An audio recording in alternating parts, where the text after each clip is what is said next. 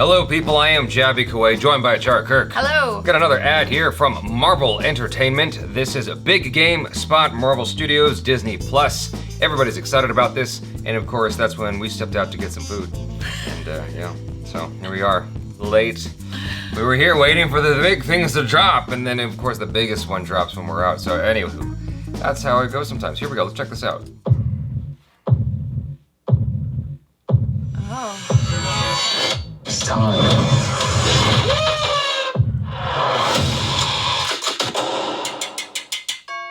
Wanda, welcome home. Oh. Vision residents.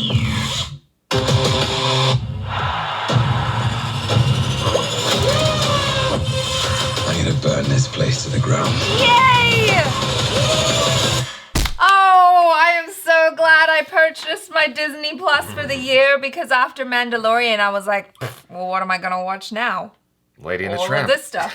Yeah, well, Lady and the Tramp, obviously. Yeah. But yeah, this was super exciting. I think the one I'm most excited for is Loki. Yes. More than anything else. Yeah. Because I want to see what happened with him when he took the Tesseract and disappeared.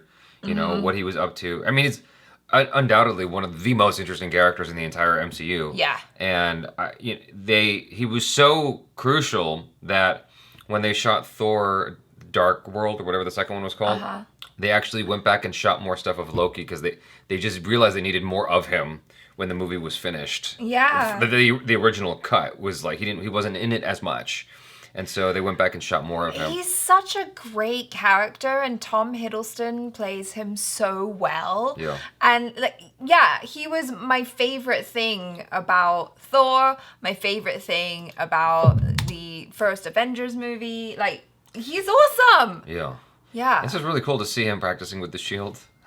Yeah. The Falcon, Captain America, the new Captain America. You know, passing on the torch and all that. That's so cool. Falcon America. Falcon America. Captain Falcon. And the Winter Soldier. Wait a second, that's from F-Zero, isn't it? Yeah. I think Captain Falcon's from F-Zero, if I'm not mistaken. Yeah. What is that? It's just a character from F-Zero. I don't know what F-Zero is. Oh my god. This is the kind of people I'm stuck hanging out with. F-Zero is a huge game that came out for Super Nintendo years ago. It was like the coolest thing ever. It was a futuristic racing game. Clearly Yeah. not as cool But as anyway. Street Fighter. So, everything's just snippets just to get you excited. Yeah. It's definitely, Yeah, I'm excited by it. I'm very curious about WandaVision as well, because that looks really different. I haven't really done my research on all this stuff, right? So it's hitting me fresh. And so it just seems like a kind of cute premise of, like, it kind of feels like a sitcom, but with Wanda and Vision. Yeah.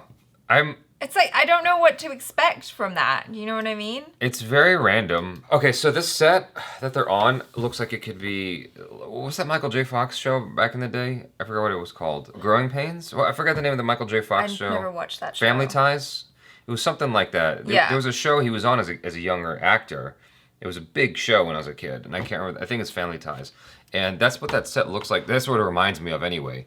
It may not have anything to do with that, but this is very odd. And they've got a baby. I mean, look, he's got the pacifier in his hand. Yeah, she's pregnant in one of the shots. Right. This is so random. I'm curious, and I'm also open to being pleasantly surprised because they did such a great job with The Mandalorian, you know, that now they're coming out with... That's a different set of creators, but... It's different, but I'm like, okay, they've got my trust with Mandalorian, so now I'm like, okay, let's see what you do with all of the Marvel IPs. Okay, I don't know why it reminded me of Family Ties, because the set looks nothing like that. There were so many sort of family-themed sitcoms. I mean, it is made to look like that. Yeah, it is made to look like... generic. Yeah, it is made to look like a set from, a late 80s, early 90s sitcom, family sitcom show. Yeah. But I don't know, it's so random, this premise. Like, because it's not just one sitcom that they're borrowing from. It's almost like they watched, what's that show, that movie Stay Tuned? Is that what it's called? There's a movie called Stay Tuned, I think is what it's called, where there's, forgot the name of the actor, also from another famous television show. But Stay Tuned was a film where this guy gets stuck in a television. Oh. Yeah, then Adam Sandler remade a film just like that, called Click or something. Okay. I'm like all these half-baked names in my head.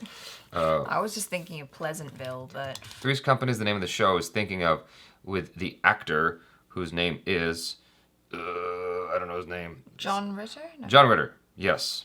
Thank you. Stay Tuned stars John Ritter, if I'm not mistaken. Yep. See you right there, John Ritter. Okay. Salesman Roy Knabel spends all his free time watching television to the exasperation of his wife, Helen. One day, TV salesman Spike convinces Roy to buy a satellite dish offering 666 channels. Anyway, it goes on, and then he ends up inside the TV. So he ends up stuck in these different shows. And I think one of them is Three's Company. So, but anyway. Super meta. Yeah, super meta. That's the only sense I can make of this here is somehow they're stuck inside of shows. Like sitcom shows or something. I don't know. Anyone got any info on this? I'd love to hear in the comments below. But this is the kind of thing that comics will do sometimes, where it'll just go into this random offshoot direction just because, just for fun, just to explore this, like a what if or a so what, like just have fun kind of story. Yeah. I've seen that happen in comics before, so it's not out of the realm of possibilities that this was inspired by something from comic books, but this was not what I was anticipating when I heard the words WandaVision. I wasn't really sure what to expect, like just with the name WandaVision, it sounds like a television set. You know what I mean? I suppose now it sounds like that, but the thing to consider is that Disney Plus has to create all this new content, right? And so in order, not everything can be Mandalorian. Not everything can be at that scale, at that budget. Where, what were they spending, $1.5 million an episode? I forget what they were spending exactly. It was something insane how much they were spending on each episode. And that's why it looked as good as it did. So not everything can have an astronomical budget. And that's why this looks like they're trying to be more creative rather than, doing something with a big budget. But I'm sure their budget has to be big anyway because they've got all these name actors involved. They're using the same actors from the Avengers, so they can't just be like, oh yeah, we're gonna pay you SAG scale. There's something called a contract where you are obligated to a certain amount of films at SAG scale, a certain amount of spin-offs at SAG scale. I mean, I'm sure they're getting more. None of these actors are getting SAG scale. I'm sure they're getting more than SAG scale, but like, come on, they're not Leonardo DiCaprio. Like, they're not. What are you talking about? Paul Bettany is amazing. In terms of the kind of budget of the kind of salary he can ask for. Yeah. So what I'm trying to say is they're not spending gobs and gobs of money on visual effects here. Is what it looks like. They're being creative, smart. Yeah. Good, because they need more shows. I mean, we didn't really see anything at all, and they didn't need to show us anything. Just Loki is the thing I'm most intrigued by. I cannot wait. I can't wait for the Loki show just to get more information about that. What's going on there? It looks like they are bringing back a lot of the characters from the Avengers, though. In this, I thought I saw one of the bad guys in there. The German dude. I forget his name now. Great actor. Daniel Brewer. Maybe I just thought he looked like someone. No, you're right. That's Never the guy. mind. That's the guy from Captain America, Civil War. Yeah, that's the dude from Captain America. Yeah, I don't know what he's doing there. Daniel, what's his face? What is your theory? No, but they're just bringing back a lot of people. That's Yes. what my theory. Like, it's not really a theory. I'm just making an observation that they're bringing back a lot of people. So it's gonna tie into stuff for some reason. I don't know. Well, yeah, of course it's gonna. The whole idea is expanding the universe, so it has to tie in. But that's the thing about WandaVision is it doesn't really feel like it's tying in. It's not really expanding what they're showing me so far indicates to me that that's more of a fun, weird spin-off and less of an expansion of the story. Of course, the one that is the least intriguing of the bunch here is the one we've spoken about most. Oh, yeah, because it's just so weird. It's what they showed more than anything else. Yeah. Loki was going to be an easy sell anyway, because it's Loki. Falcon and Winter Soldier, same thing there. Right. Whereas Wanda and Vision, I feel, are characters that are kind of, maybe have less of a fan base than some of the others. And so, Understandably. yeah, like they haven't really had as much shown about them in the movies. And so, and also with the concept of WandaVision looking so different, maybe that's why they had to show more of it, because it's like, we don't know what we're in for. What do you think the chances are that at some point we're going to see a Marvel Star Wars crossover? What? I mean, Really? anything is possible. With Disney owning everything, the one good thing that should come of this is more crossover. Because they own Fox now, right? You got everything. I mean, the next step is just, you just got to get Warner Brothers and they got the whole, like, Thanos Club, you know? Yeah. But, you know what I'm saying? Like, the more you have under one umbrella, the more you can mix and match. Like, that's the thing I liked about the Disney Universe games that they discontinued. There was, I think it was called Disney Universe, where you could go to different worlds from everything Disney owned and play with the costumes, or in the sequel of it, with the characters from different games and different entities owned by Disney. And I thought that was such a cool idea.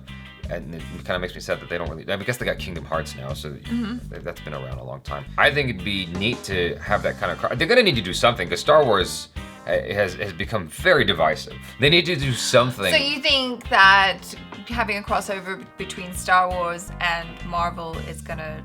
I think it's inevitable. Save Star Wars. I think it's inevitable. I feel like it's bound to happen. People are gonna be like, "Oh, that's such a dumb idea." Like, people are gonna be reluctant. Yeah, but that's where I am. But I feel like you get what's his name, Jon Favreau in there somehow, and Feige together. They'll figure something out. They'll figure something out that's cool that we haven't thought of yet. That is not in the comics. That is not in anything George Lucas wrote down. That's just brand new and interesting. So what you should get is Jake Lloyd, Jar Jar Binks, Edward Furlong, and then Quicksilver from Age of Ultron. Then you got a really random crossover that no one wanted. That's true. I mean, yeah, I don't think I would watch that one. They would. I would watch it. I would watch if they put Jake Lloyd and Edward Furlong together for some reason. That would be fascinating. Oh, you got to get Haley Joel Osment in there too. Like, just get all these like weird guys who used to be famous, and put them with the most random Marvel character that no one cares about. Like, I think that'd be so interesting. And make it this weird dramatic piece. The last Tesseract that Captain America didn't put back. Oh. For some reason, it's on these guys to figure it out. Okay. New show coming 2021. You guys, thanks so much for hanging out with us, and check out ACHARA KIRK. I'm Jaby Koay, that's ACHARA KIRK. Peace out.